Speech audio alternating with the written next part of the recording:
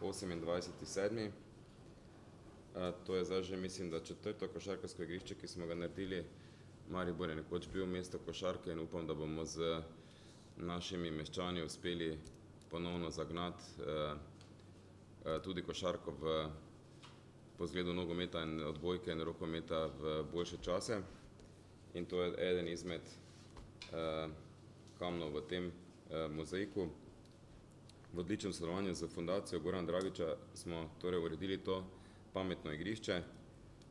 Igrišče je zasnovano tako, da se gibanje prepleta s poučnimi vsebinami. Investicija je 131.448 evrov, od tega bo iz proračuna MOM zagotovil 91.000, ostala sredstva zagotovi ta Fundacija Gorana Dragiča in Fundacija za šport, kateri se tudi zahvaljujem za tvorno sodelovanje v zadnjem času z mestno občino Maribor.